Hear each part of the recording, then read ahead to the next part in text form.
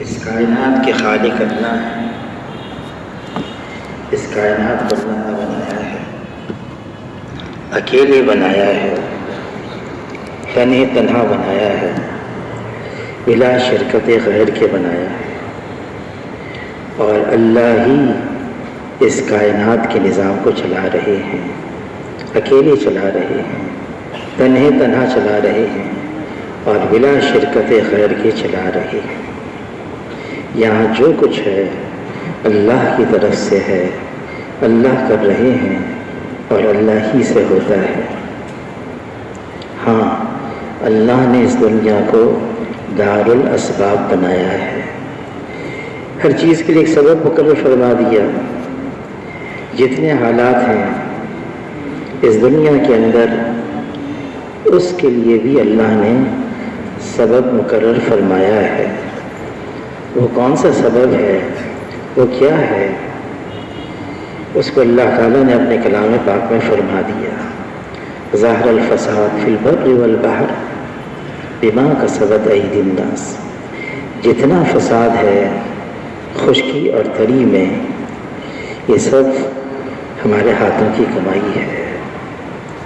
انسان بنا ہوا ہے، اللہ تعالیٰ حالات کو بنا دیتے ہیں.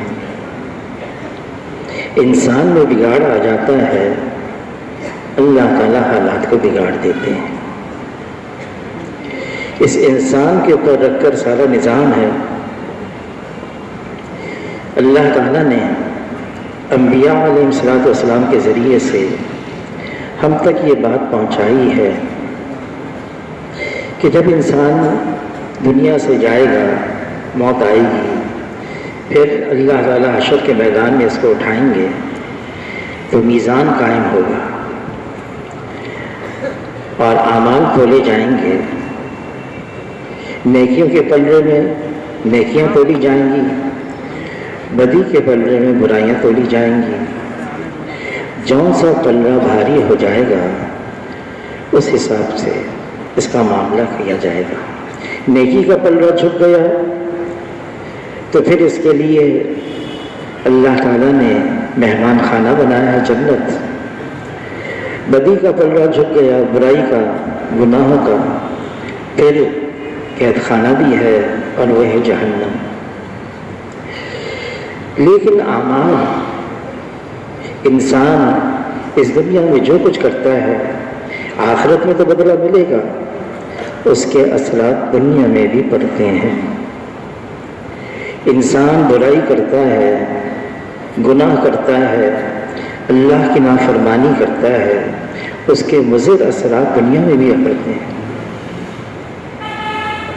اللہ تعالیٰ نے قوموں کے واقعات ہمیں بتا دیے کہ قومیں آئیں جب اللہ کی نافرمانی پر اتر آئے اور اللہ کی نافرمانی اس حد تک کی کہ نبیوں کو بھی جھٹلا دیا.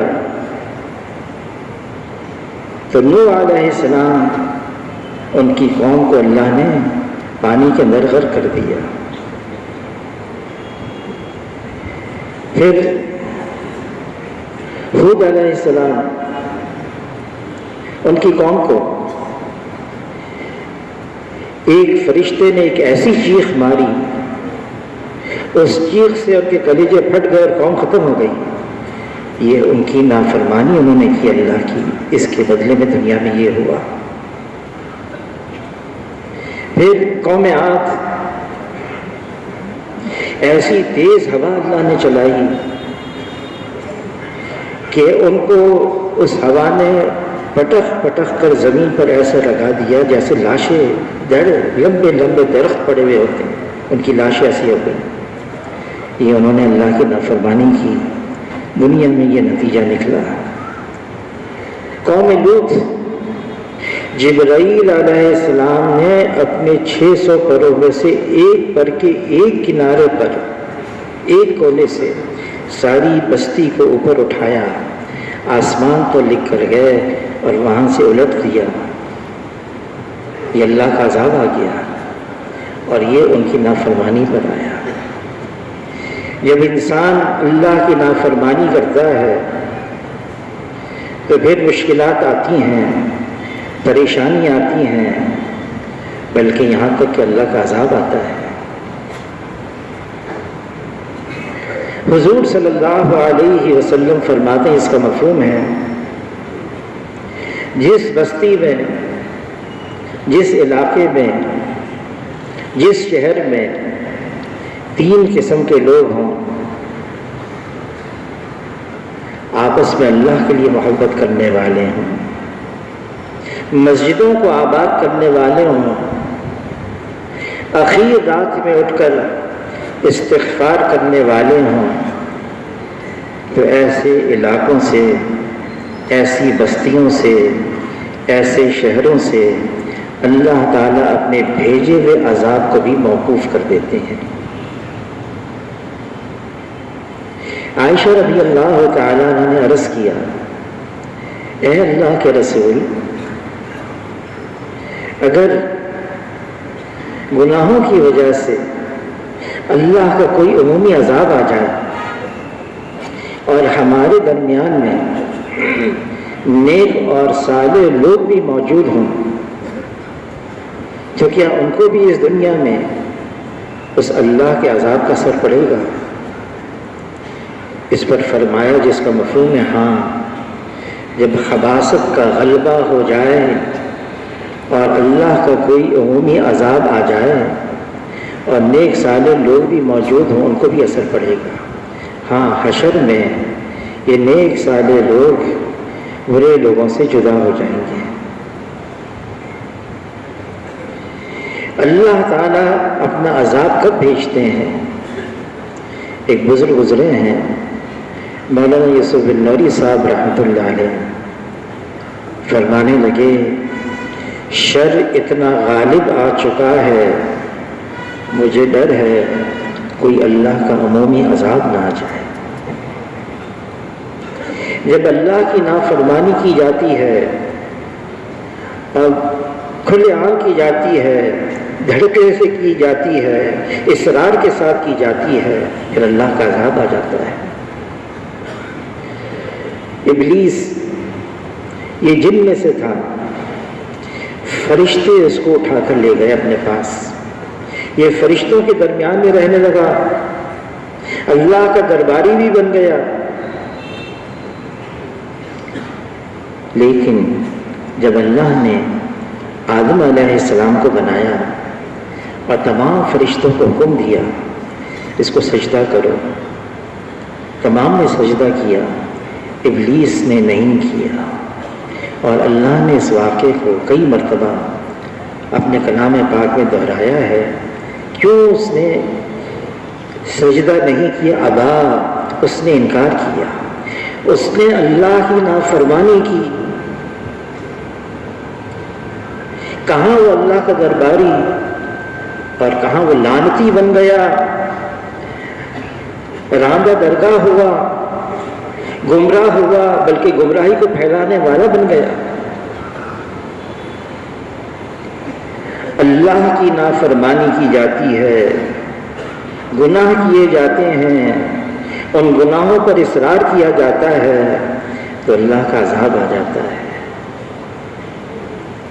ہاں، جب نافرمانی عام ہو جائے، کچھ لوگ ایسے بھی ہوتے ہیں اس بات کی فکر میں لگ جاتے ہیں یہ نافرمانی کیسے ختم ہو جائے، اس زمین سے اللہ کی نافرمانی مٹتی چلی جائے اور اللہ کی فرما برداری عام ہوتی چلی جائے۔ حضور صلی اللہ علیہ وسلم نے خبر دی، ایک ایسا وقت آئے گا بے حیائی عام ہو جائے گی، کھلے عام۔ ایک آدمی اتنا کہے گا کھلے عام نہ کرو، چھپ کے کرو، اوٹ میں کرو، اس کو اس کہنے پر 50 صدیقین کا اجر اور ثواب ملے گا۔ نافرمانی عام ہو گئی۔ بعض اوقات اللہ کی طرف سے آزمائشیں بھی آتی ہیں، امتحانات آتے ہیں۔ امتحان کیوں آتا ہے؟ اب ماں باپ اپنے چھوٹے معصوم بچے کو 4 سال کا ہے 5 سال کا ہے اسکول میں مدرسے میں داخل کرتے ہیں، سال گزر جاتا ہے، استاد ماں باپ کو بلاتا ہے، کہتا ہے یہ جو معصوم بچہ ہے آپ کا، اس کا ہم امتحان لیں گے۔ ماں باپ کہتے ہیں میرے معصوم بچے کا آپ کیوں امتحان لینا چاہتے ہیں؟ یہ تو معصوم ہے، 5 سال کا ہے، کیوں امتحان لینا چاہتے ہیں؟ استاد بتاتا ہے اس کا درجہ اونچا کرنا چاہتے ہیں، اس کو آگے بڑھانا چاہتے ہیں، اس کو ترقی دینا چاہتے ہیں، اس لیے اس کے لیے امتحان ہے، آگے بڑھانے کے لیے، پریشان کرنے کے لیے نہیں، تنگ کرنے کے لیے نہیں، ترقی دینے کے لیے۔ شیخ الحدیث مولانا زکریا صاحب رحمۃ اللہ نے لکھا ہے جو آزمائشیں، جو امتحانات اللہ نے اس امت کے لیے رکھے ہیں، امت محمدیہ کے لیے رکھے ہیں، اگر ان آزمائشوں اور امتحانات میں سے ایک امتحان، صرف ایک امتحان کسی سابقہ امت پر آ جاتا، وہ امت ختم تھی۔ یہ تو حضور صلی اللہ علیہ وسلم کی امت ہے جس کو اللہ تعالیٰ امتحانات سے گزارتے چلے جا رہے ہیں۔ ابھی اور باقی ہیں اس امت کے لیے، جیسے فتنہ دجال ہے، جیسے فتنہ یاجوج اور ماجوج ہے، فتنہ دابۃ الارض ہے، اس امت کے لیے ہے۔ کیوں ہے؟ یہ امت تو آئی ہے سب سے آخر میں اور سب سے پہلے جنت میں جائے گی۔ جنت اتنی آسان نہیں ہے۔ آزمائشیں، امتحانات اگر آ جائیں تو کیا کرنا ہے؟ آدم علیہ السلام پر آزمائش آ گئی، اللہ تعالیٰ نے جنت سے دنیا میں بھیج دیا، اتنا روئے کہ اگر آدم علیہ السلام کی آنسوں کو ایک جگہ رکھا جائے اور ان کی اولاد کی آنسوں کو ایک جگہ رکھا جائے تو آدم علیہ السلام کے آنسو زیادہ ہوں۔ اللہ کے سامنے روئے، ربنا ظلمنا انفسنا وان لم تغفر لنا وترحمنا لنكونن من الخاسرین۔ جب اللہ کو یاد کیا، جب اللہ کو پکارا، جب روئے اللہ کے سامنے، اللہ نے آدم علیہ السلام کی بے چینی کو ختم کر کے اطمینان سے بدل دیا۔ ابراہیم علیہ السلام آگ میں ڈالا جا رہا ہے، اور وہ کیسی آگ تھی، اس کی تپش، اس کی سختی کی وجہ سے کوئی اس کے قریب تک نہیں آ سکتا تھا، اور ابراہیم علیہ السلام کو بھی اس آگ کے اندر منجنیق کے ذریعے سے اس آگ میں پھینکا گیا۔ جب پھینکا جانے لگا تو جبرائیل علیہ السلام بھی آئے، ہم آپ کی مدد کریں گے۔ ابراہیم علیہ السلام نے فرمایا کیا اللہ نے آپ کو بھیجا ہے؟ کہ اجازت لے کر آئے، اجازت۔ ابراہیم علیہ السلام نے فرمایا مجھے آپ کی ضرورت نہیں ہے۔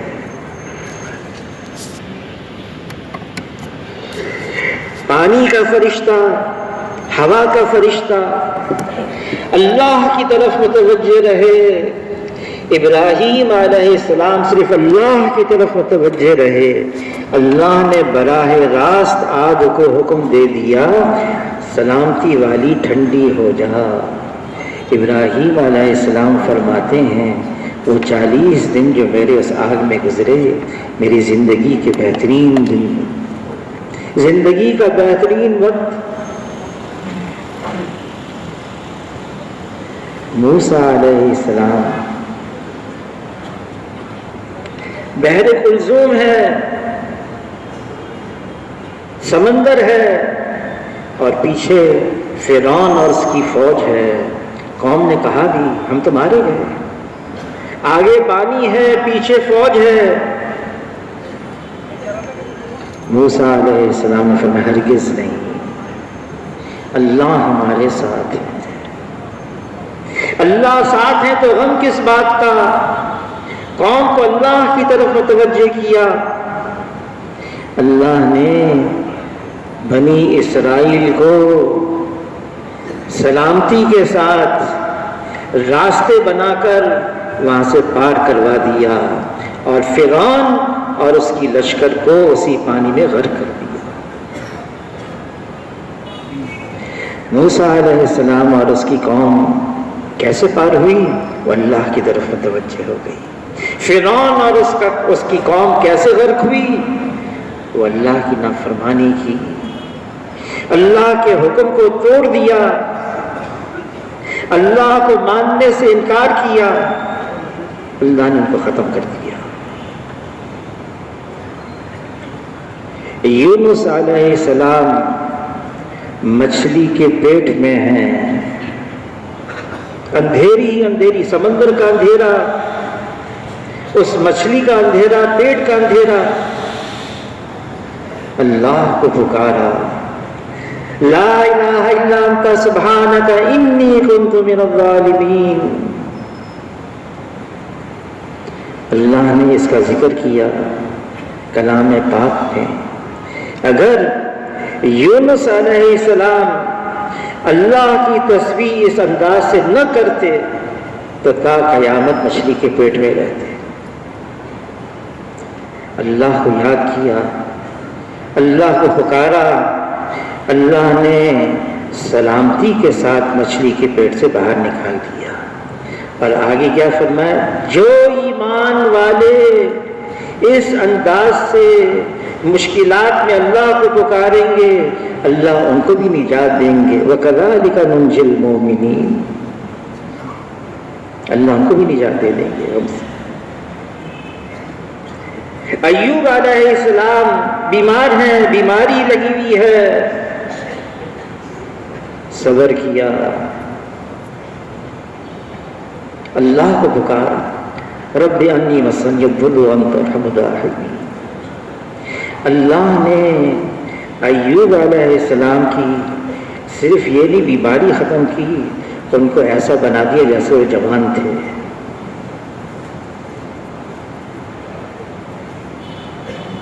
عیسیٰ علیہ السلام بند کمرے میں ہیں، اللہ کی طرف متوجہ ہو گئے، اللہ کو پکارا، اللہ نے عیسیٰ علیہ السلام کو سلامتی کے ساتھ بحفاظت آسمانوں پر اٹھا لیا۔ جناب رسول اللہ صلی اللہ علیہ وسلم ایک درخت کے نیچے آرام فرما رہے ہیں، درخت کی ٹہنی سے اپنی تلوار لٹکا دی، دشمن آ گیا، تلوار اتاری، جناب رسول اللہ صلی اللہ علیہ وسلم کو نیند سے اٹھایا۔ اب حضور صلی اللہ علیہ وسلم دیکھ رہے ہیں میری تلوار دشمن کے ہاتھ میں میرے سامنے ہے، اور وہ یوں کہتا ہے اے محمد صلی اللہ علیہ وسلم کون بچائے گا؟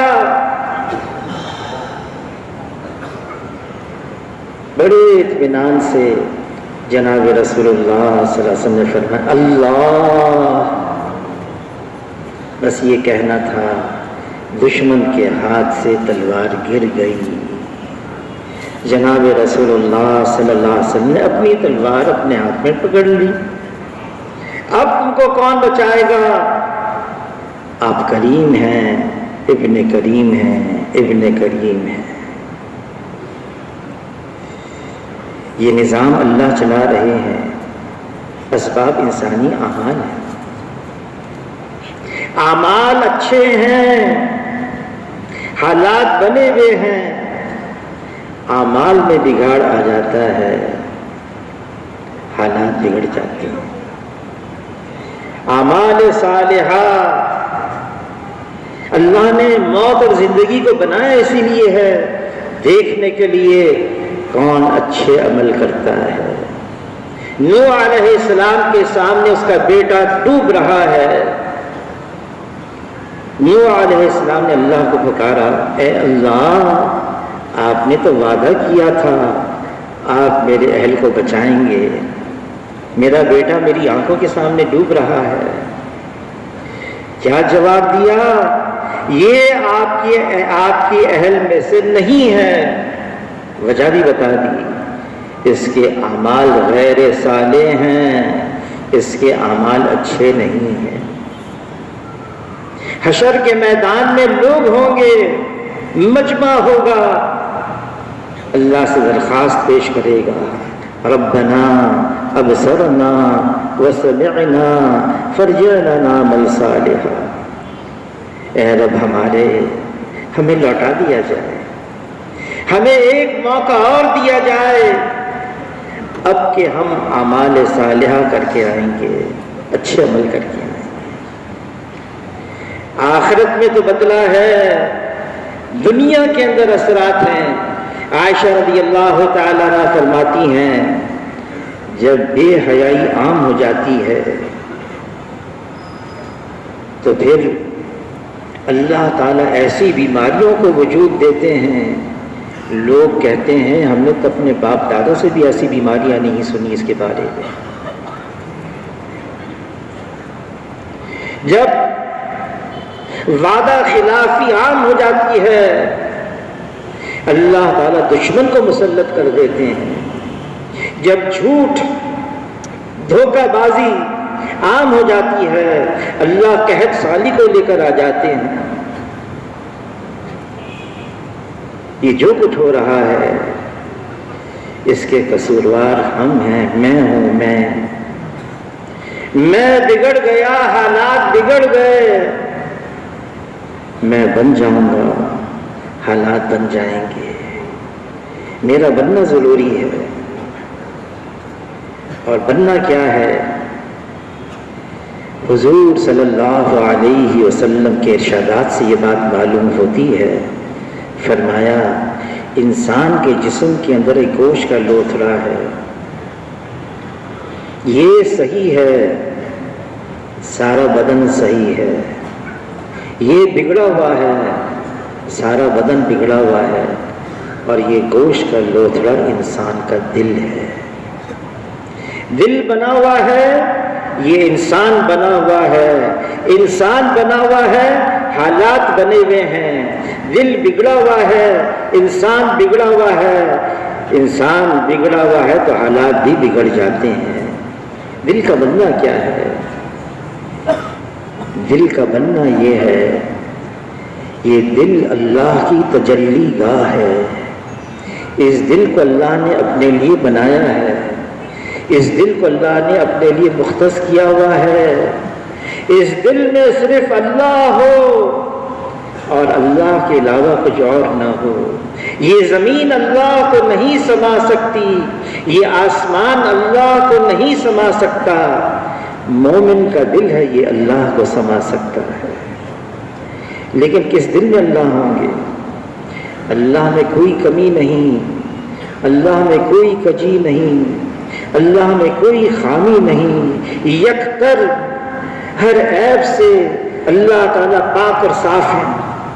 دل ناپاک ہو گیا، مال، نقشے، چیزیں، منصب، عہدے، اس کی محبت، اس کی تمنا دل میں آ گئی تو کیا ہوا؟ یہ دل ناپاک ہو گیا۔ مال سے زندگی بنتی ہے، فاسد یقین آ گیا۔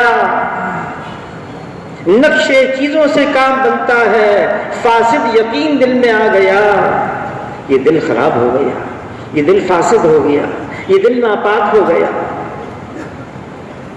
جس دل میں ایسا ناپاک، جس جسم کے اندر ایسا ناپاک دل ہوگا، اس بدن سے پھر تو جو اعمال نکلیں گے، جو کرے گا یہ وہ تو ناپاک ہی ہوگا، گندگی ہوگی۔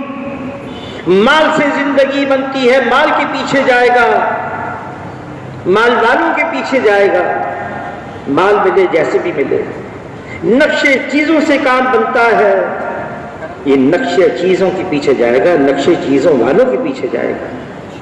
منصب سے، عہدے سے، ڈگری سے عزت ملتی ہے، منصب والوں سے عزت ملتی ہے، یہ ان کے پیچھے جائے گا۔ مال سے زندگی نہیں بنتی، زندگی اس کی بنتی ہے جس کی اللہ بناتے ہیں۔ نقشے چیزوں سے کام نہیں بنتا، کام اس کا بنتا ہے جس کی اللہ بناتے ہیں۔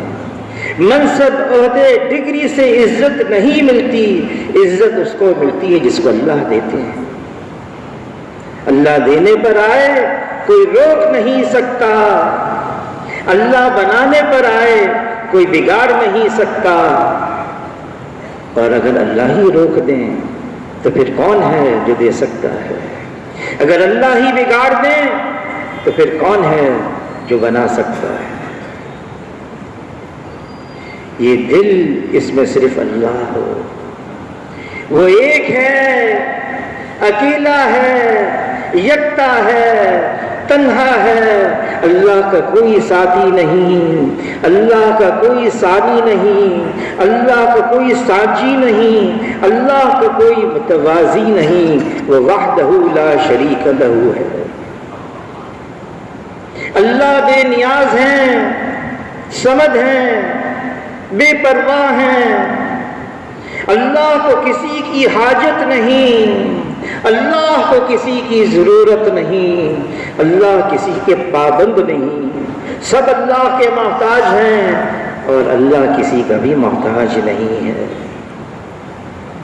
اللہ کرتے ہیں، قدرت سے کرتے ہیں۔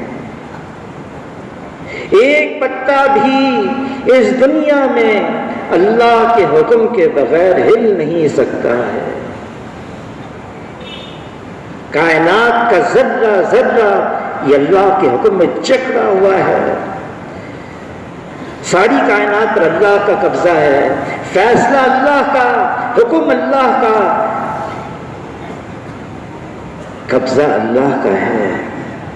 دنیا کی تمام حکومتوں پر، دنیا کی تمام سلطنتوں پر، دنیا کی تمام بادشاہتوں پر ایک اللہ کی بادشاہت ہے۔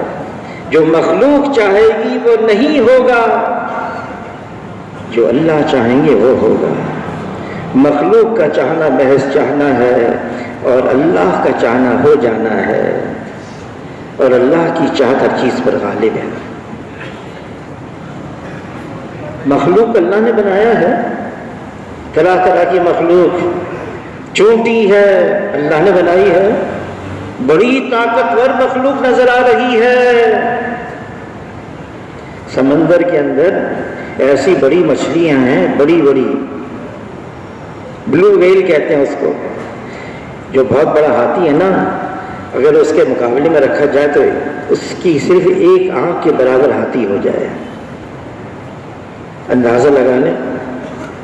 پھر جبرائیل علیہ السلام کو اللہ نے بنایا ہے، اگر اپنی اصلی شکل میں جبرائیل علیہ السلام آ جائیں، ان کا سر عرش معلیٰ سے جا کر لگے، ان کے پاؤں تحت سرا میں ہوں، 600 پروں میں سے اگر جبرائیل علیہ السلام ایک پر کو کھول دیں سارا مشرق ڈھک جائے، اور دوسرا کھول دیں سارا مغرب ڈھک جائے۔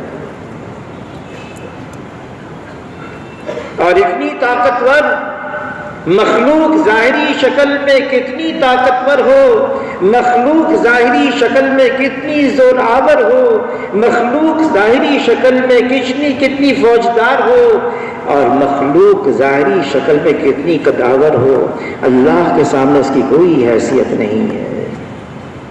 مخلوق مخلوق ہے، جیسے مخلوق وجود میں آنے کے لیے اللہ کی محتاج ہے، ایسی استعمال ہونے میں بھی اللہ کی محتاج ہے۔ خالق اللہ ہیں، بنانے والے اللہ ہیں، اور باقی سب بنی ہوئی ہے۔ لا الہ الا اللہ، یہ کلمہ ایمان ہے۔ لا الہ الا اللہ، یہ کلمہ یقین ہے۔ لا الہ الا اللہ، یہ کلمہ اخلاص ہے۔ لا الہ الا اللہ، یہ کلمہ تقوی ہے۔ لا الہ الا الا اللہ یہ کلمہ توحید ہے، لا الہ الا اللہ یہ کلمہ طیب ہے۔ یہ کلمہ اس کی شروع لا سے ہوتی ہے، لا انکار ہے، نفی ہے۔ یہ جو کچھ ہے، جتنا کچھ نظر آ رہا ہے، یہ بنا ہوا ہے، یہ اللہ کا غیر ہے، یہ اللہ کا سوا ہے، یہ اللہ کا ما سوا ہے۔ جو اللہ کا غیر ہے، جو اللہ کا سوا ہے، وہ اللہ کے بغیر کچھ کر نہیں سکتا ہے۔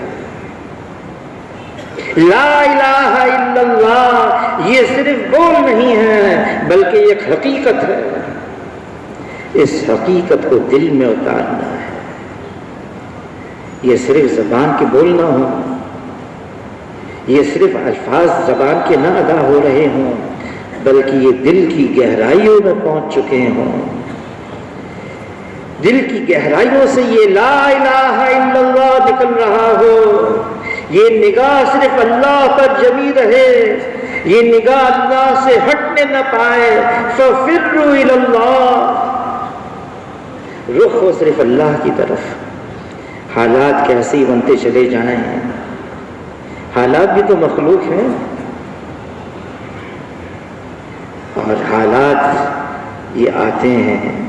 اللہ تعالیٰ کلام پاک میں فرما رہے ہیں جس کا مفہوم ہے، ہم نے پہلوں کو بھی آزمایا ہے، پرکھا ہے، جانچا ہے، ہم تمہیں بھی آزمائیں گے اور پرکھیں گے اور جانچیں گے۔ کیوں؟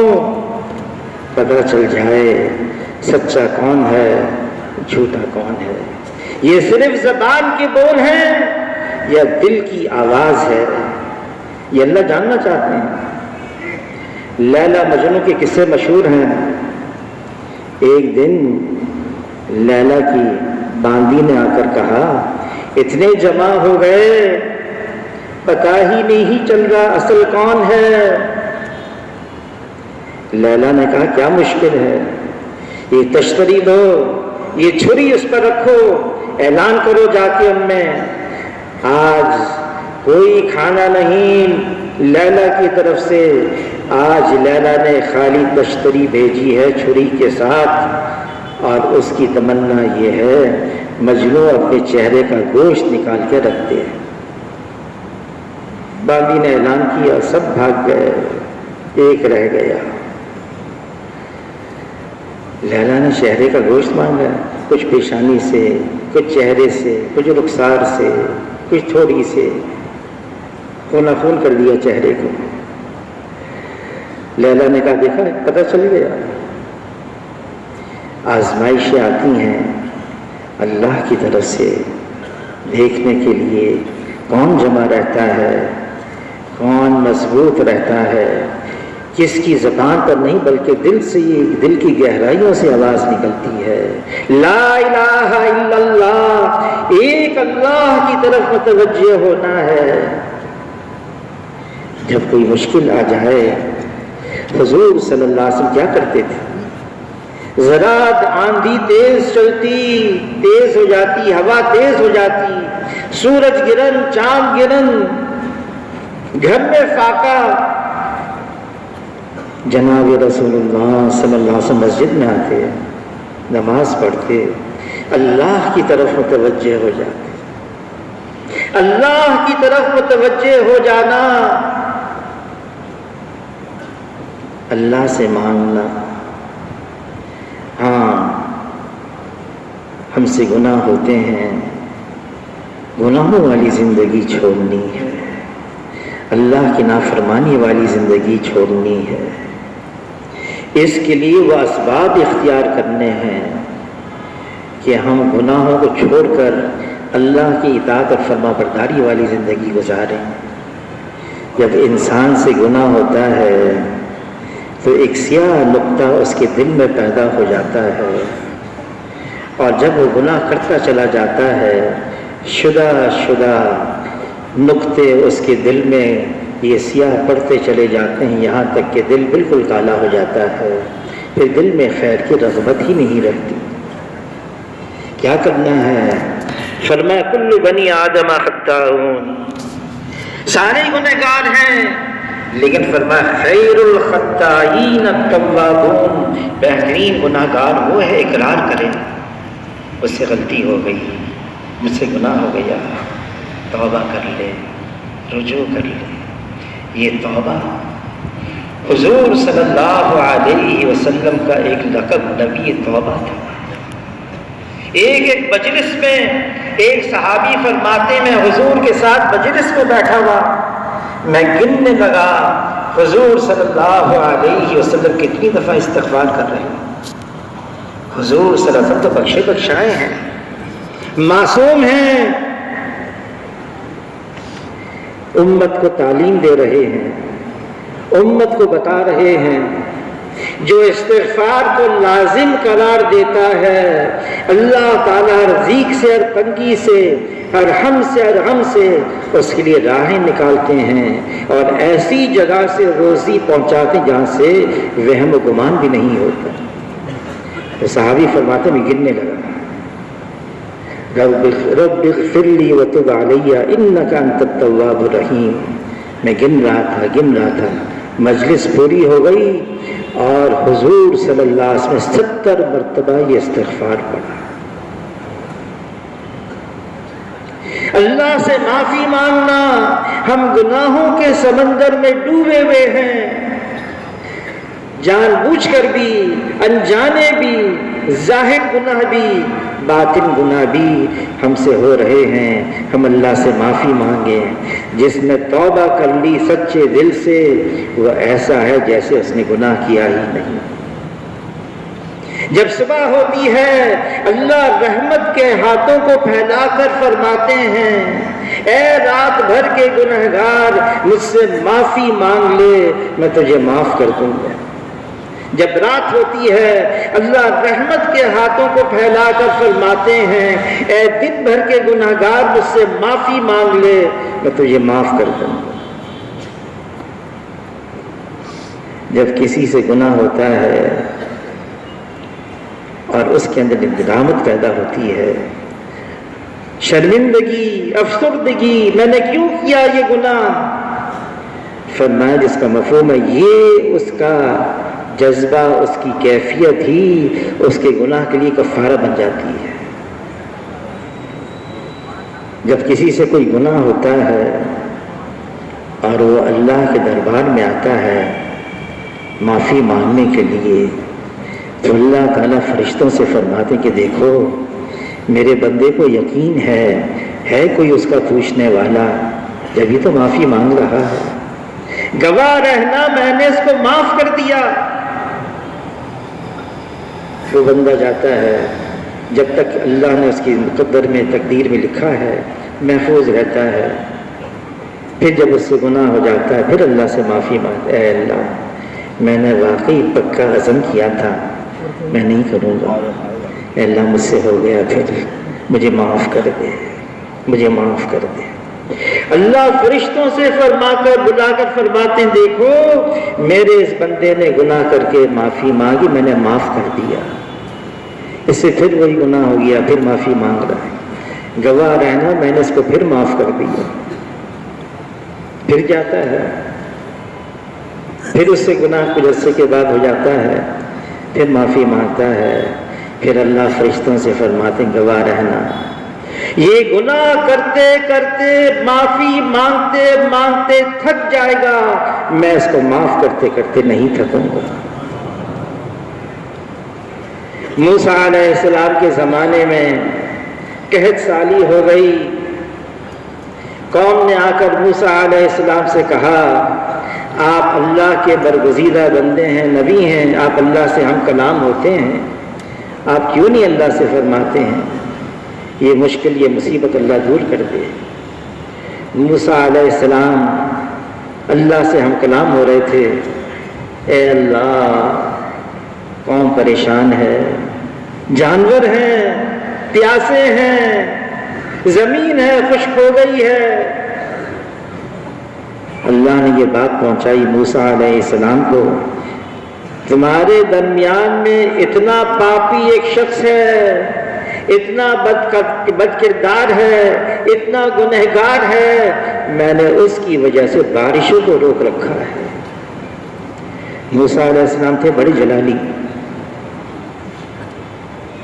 غصے میں آ گئے، لوٹے اپنی قوم کی طرف، جمع کیا، تمہارے درمیان میں ایک ایسا گنہگار بد کردار پاپی ہے جس کی وجہ سے اللہ نے بارشوں کو روک رکھا ہے، میں اس سے کہتا ہوں ابھی نکل جائے یہاں سے، ہمارے درمیان میں سے۔ اس شخص نے تھا اسی کے اندر دل ہی دل میں، اے اللہ اب تک تو میرا پردہ رکھا تھا، میں ان کے درمیان میں نکلوں گا میرا پردہ تو فاش ہو جائے گا، سب کو پتہ چل جائے گا یہ ہے، اے اللہ مجھے معاف کر دے، میرا پردہ رکھ لے، مجھے معاف کر دے۔ بادل آئے، بارش برسنا شروع ہو گئی، قوم حیران، موسیٰ علیہ السلام، اے اللہ نکلا تو کوئی نہیں، یہ بارش کیسے؟ جواب ملا، جس کی وجہ سے بارش کو روک رکھا تھا اسی کی وجہ سے بارش شروع کر دی۔ اس نے مجھ سے معافی مانگ لی، یا اللہ وہ کون ہے؟ جب وہ برا تھا، بد کردار تھا، جب اس نے توبہ نہیں کی تھی تو میں نے پردہ رکھا تھا، اب تو توبہ کر لی، اب کیسے پردہ اٹھاؤں؟ حدیث قدسی ہے، اے میرے بندے اتنے گناہ لے کر آ کہ تیرے گناہ زمین سے آسمان کی چھت تک لگ جائیں، تو توبہ کرنے کے لیے میرے پاس آ، میری عزت کی قسم، میرے جلال کی قسم، میری عظمت کی قسم میں تیرا استقبال کروں گا، اور ایک لمحے میں، ایک جھٹکے میں تیرے سارے گناہوں کو معاف کر دوں گا، اور مجھے کسی کی کوئی پرواہ نہیں۔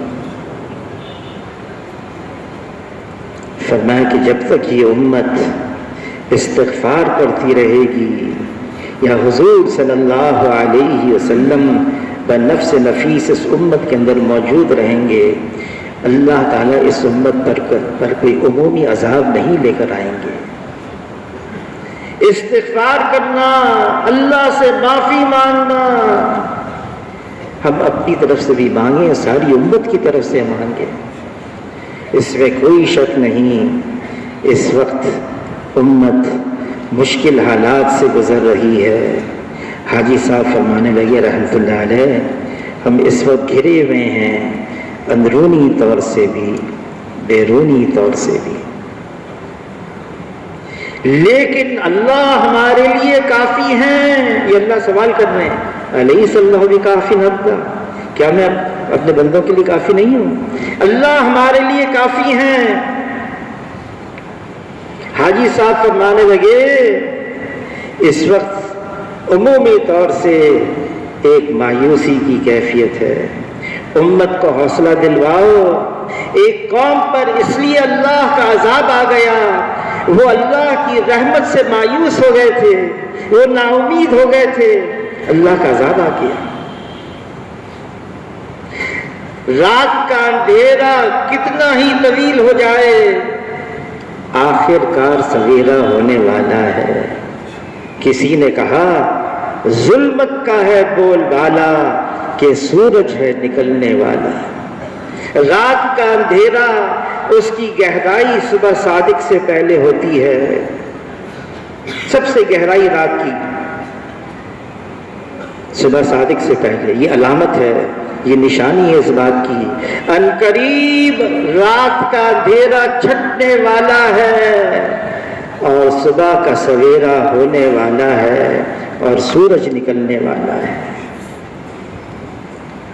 حضور صلی اللہ علیہ وسلم اپنے صحابہ کو حوصلہ دلاتے، خندق کے اندر پیٹ پر پتھر بندھے ہوئے ہیں، ایک صحابی آئے، خندق کھودنا ہے، سخت سردی ہے اور سردی سے ڈھانپنے کے لیے کوئی مزید چادریں بھی نہیں ہیں۔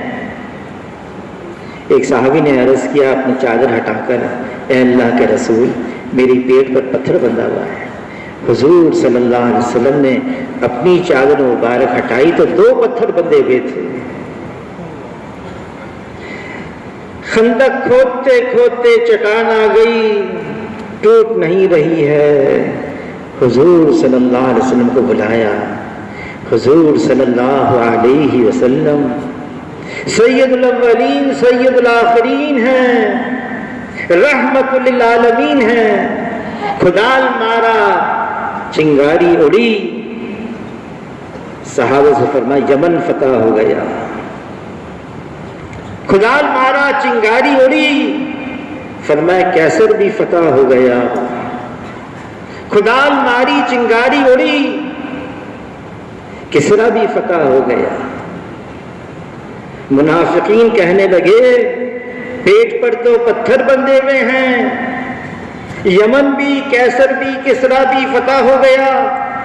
اور صحابہ کرام فرمانے لگے یقیناً فتح ہو گیا، یقیناً فتح ہو گیا۔ ایسا اطمینان ہو گیا، ان کو حوصلہ دلایا۔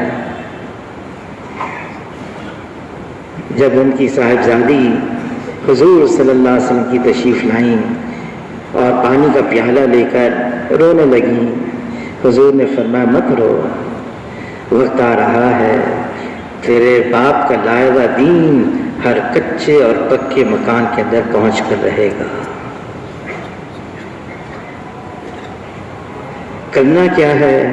اللہ کی طرف متوجہ ہو جانا ہے، استغفار کرنا، اعمال اختیار کرنے، اعمال جناب رسول اللہ صلی اللہ علیہ وسلم والے اعمال، ایک ایک سنت جناب رسول اللہ صلی اللہ علیہ وسلم کی سات زمین اور آسمان کے خزانوں سے قیمتی ہے۔ یہ سات زمین اور آسمان کے خزانے ایک نہ ایک دن ختم ہو جائیں گے، اور حضور صلی اللہ علیہ وسلم کی ایک ایک سنت یہ اللہ کے خزانوں سے ہمیشہ ہمیشہ دلائے گی۔ صحابہ کرام کو جو قدر تھی حضور نے کیا ہے، جناب رسول اللہ صلی اللہ علیہ وسلم سے ثابت ہے، شریعت نے پابندی نہیں لگائی۔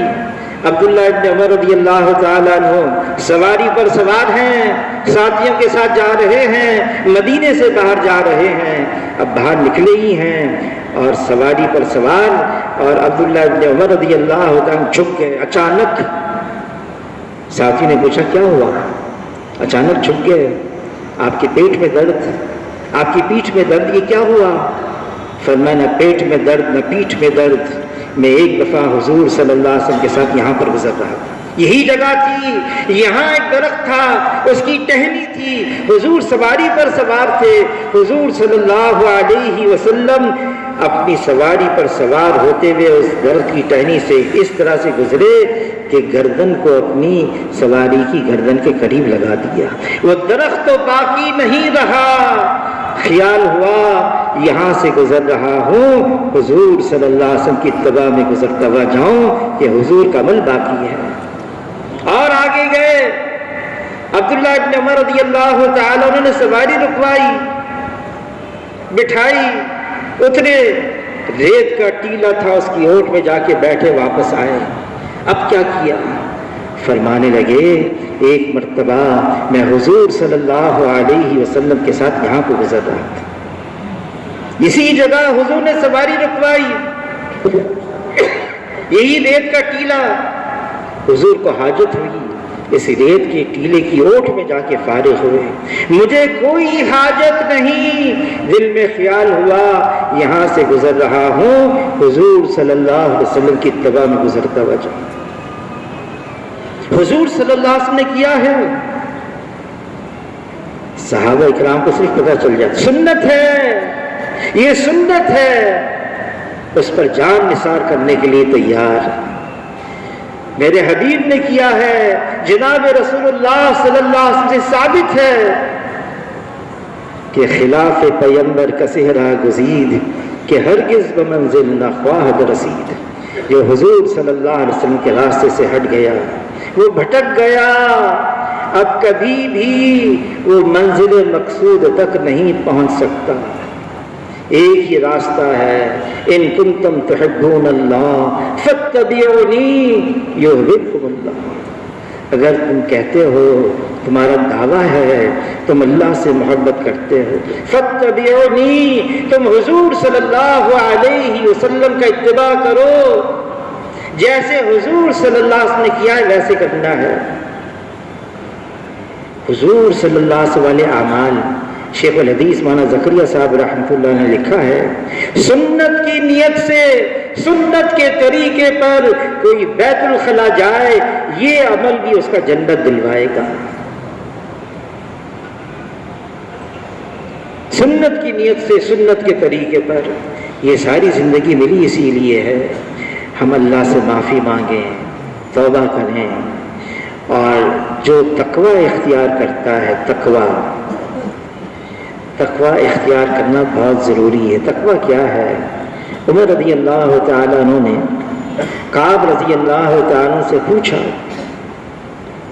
کعب تم مجھے بتا سکتے ہو تقوی کیا ہے؟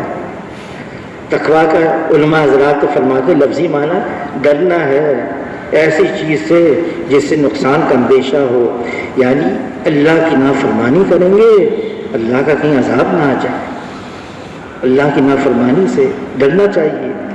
مولانا یوسف صاحب رحمۃ اللہ علیہ ہوائی جہاز میں سفر کر رہے تھے، ہوائی جہاز میں، تو کسی نے مولانا یوسف صاحب رحمۃ اللہ علیہ کو کچھ پیش کیا کھانے کے لیے، تو فرمایا تم کو کھانے کی پڑی بھی ہے، اس جہاز میں تو شراب لوگوں کو دی جا رہی ہے، مجھے تو یہ ڈر لگ گیا ابھی گرا یہ جہاز، یہ ابھی گرا جہاز، یہ ابھی گرا، کہیں اللہ کی نافرمانی کی وجہ سے کوئی مصیبت نہ آ جائے۔ اللہ کی نافرمانی پوچھا کعب رضی اللہ تعالیٰ عنہ سے، عمر رضی اللہ عنہ نے تقویٰ کیا ہے؟ الٹا سوال کیا کعب رضی اللہ عنہ نے، اے عمر تمہارا یہ ڈھیلا ڈھالا لباس، تم ایسے تنگ راستے سے گزرے ہو، ادھر بھی خاردار جھاڑیاں، ادھر بھی خاردار جھاڑیاں۔ عمر رضی اللہ تعالیٰ فرمایا میں گزرا ہوں، کہ کیسے گزرے ذرا دکھاؤ تو صحیح۔ عمر رضی اللہ تعالیٰ عنہ نے اپنے کپڑے سمیٹے، بہت احتیاط سے قدم رکھنے لگے، فوراً کعب رضی اللہ عنہ فرمایا یہ ہے تقویٰ، یہ ہے تقویٰ، ادھر بھی اللہ کی نافرمانی، ادھر بھی اللہ کی نافرمانی، اپنے آپ کو بچا کر چلنا ہے، گناہوں سے بچنا یہ بہترین تقویٰ ہے، گناہوں سے بچنا یہ بہترین تقویٰ ہے۔ اس کے لیے اللہ سے مانگنا بھی ہوگا۔ حضور صلی اللہ علیہ وسلم نے علی رضی اللہ تعالیٰ عنہ کو دعا سکھائی، اور اس دعا کے شروع کے الفاظ کیا ہیں؟ اللہم ارحمنی بترک المعاصی ابدا ما ابقیتنی، اے اللہ اپنی رحمت کی چادر ہم پر ڈھانپ دے تاکہ ہم ہمیشہ کے لیے گناہ کرنا چھوڑ دیں۔ حاجی صاحب فرمانے لگے دعا یہ بھی کرو کہ اللہ کی نافرمانی کا جذبہ ہی دل سے ختم ہو جائے، مٹ جائے، گناہوں سے نفرت پیدا ہو جائے، گناہوں سے گھن آنے لگے۔ اللہ نے منع کیا ہے، اللہ کے رسول نے منع کیا ہے، منع کردہ چیزوں سے بچ جائے، یہی کلمے کا اخلاص ہے۔ من قال لا الہ الا اللہ مخلصا دخل الجنہ، جس نے اخلاص سے کلمہ پڑھ لیا جنت میں داخل ہو گیا۔ قیل وما اخلاصها، اخلاص کیا ہے؟ کیا جواب ملا؟ انت حاجز عن محارم اللہ، اللہ کی حرام کردہ چیزوں سے آدمی بچ جائے، رک جائے، ٹھہر جائے، نہیں کرنا ہے، اللہ نے منع کیا ہے، اس کے لیے کیا کرنا ہے؟ ماحول کا ہونا بہت ضروری ہے۔ جناب رسول اللہ صلی اللہ علیہ وسلم فرماتے ہیں، اس کا مفہوم ہے اگر کوئی عطار کی دکان پر جائے، اگر عطر نہ بھی خریدے خوشبو تو آئے گی۔ اگر آدمی لوہار کے پاس چلا گیا، چنگاری اوڑھ کر کپڑوں کو نہ لگے، دھواں تو کہیں نہیں گیا، دھواں اور بدبو تو آئے گی۔ فرمایا آدمی اپنے دوست کے دین پر ہوتا ہے، بتاؤ تمہارے دوست کون ہیں؟ میں بتا دوں گا تم کون ہو۔ جس کے ساتھ اٹھنا بیٹھنا ہو۔ اس لیے مولانا یوسف صاحب رحمۃ اللہ علیہ کے ملفوظات میں ہے، اگر مسلمان اس دور کا صرف اپنا فارغ وقت مسجد کو دے دے، صرف فارغ وقت مسجد کو دے دے، ساری دنیا میں انقلاب آ جائے۔ فرمایا سب سے پہلے مسجد کا دین زندہ ہوگا، مسجد میں ماحول بن جائے، شب روز اعمال سے آباد ہو جائے۔ اعمال مسجد کے اندر، امام دارانی رحمۃ اللہ علیہ فرماتے ہیں حضور صلی اللہ علیہ وسلم مسجد میں تشریف لائے، معمول نہیں تھا آنے کا، دیکھا کہ ذکر کا حلقہ ہے، دیکھا تعلیم کا حلقہ ہے، فرمایا دونوں خیر پر ہیں۔ مسجد میں اعمال ہو رہے تھے، فرمایا دونوں خیر پر ہیں۔ خود جا کے تعلیم کے حلقے میں تشریف فرما ہوئے اور فرمایا اللہ نے مجھے معلم بنا کر بھیجا ہے۔ اعمال کے ساتھ ہمارا تعلق ہو جائے، اعمال کے ساتھ۔ ہم لائبریری میں تفقد کرتے ہیں نا شورا والے، تو حاجی صاحب فرمانے لگے تم یہ بھی پوچھتے ہو 2.5 گھنٹے دے رہے ہو، تم یہ بھی پوچھتے ہو گشت کر رہے ہو، یہ بھی پوچھتے ہو کہ تم کو ملکوں میں جانا زیادہ راہ لے کر آئے ہو، یہ ساری باتیں پوچھتے ہو۔ یہ بھی پوچھا کرو کیا تم نے اعمال کرتے کرتے وہ اختیار کر لیا درجہ، کوئی حاجت ہو اللہ کے سامنے رکھو اور اللہ پورا کر دیتے ہو، یہ بھی پوچھا کرو۔ اعمال کے ذریعے سے، حدیث میں آتا ہے نوافل کے ذریعے سے آدمی اللہ کے اتنا قریب ہو جاتا ہے، اتنا قریب۔ وہ دیکھتا ہے تو اللہ کی آنکھ سے دیکھتا ہے، وہ پکڑتا ہے تو اللہ کے ہاتھ سے پکڑتا ہے، وہ چلتا ہے تو اللہ کے پاؤں سے چلتا ہے، یعنی اس کا بدن سر سے لے کر پاؤں تک وہ اللہ کے احکامات کے تابع بن جاتے ہیں۔ اعمال کے ذریعے سے یہ راستہ ہے اپنے آپ کو بدلنے کا، اپنی زندگی بدلنے کا۔ ہم نے وقت بھی لگا لیا، 4 مہینے بھی لگا لیے، ہم نے ملکوں کا بھی سفر کر دیا، بدلے نہیں، کوئی بات نہیں، کوئی بات نہیں، راستہ بھی کھلا ہوا ہے۔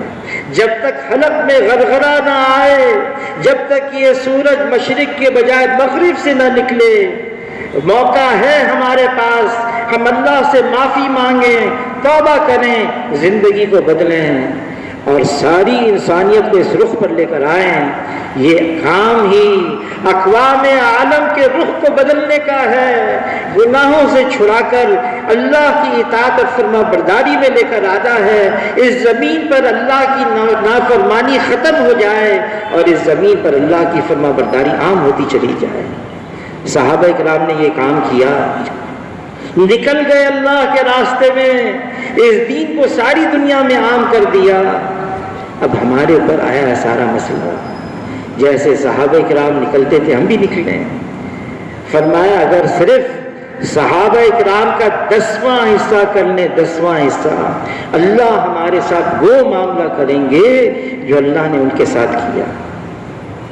وہ نکل گئے جان دینے کے لیے، وہ نکل گئے واپس لوٹ کر آنے کے لیے نہیں۔ ہمارے لیے آسانی ہے، ہم 4 مہینے کے لیے، ہم 40 دن کے لیے اللہ کے راستے میں نکل جائیں، واپس لوٹ کر آئیں، اپنے اپنے شہروں میں، دیہاتوں میں، علاقوں میں، محلے میں، مسجد میں آ کر یہ دین کا کام ایسا کرنا شروع کریں کہ باقی بھی اللہ کے راستے میں نکلنے والے ہیں۔ ہر گھر سے ایک آدمی اللہ کے راستے میں نکل جائے، یہ دین کی محنت عام ہو جائے، امت کے اندر یہ احساس پیدا ہو جائے یہ دین کا کام میری ذمہ داری ہے، اس دین کے لیے مجھے اللہ کے راستے میں نکلنا ہے۔ تو اس کے لیے فرمائیں کون کون ساتھی 4 مہینے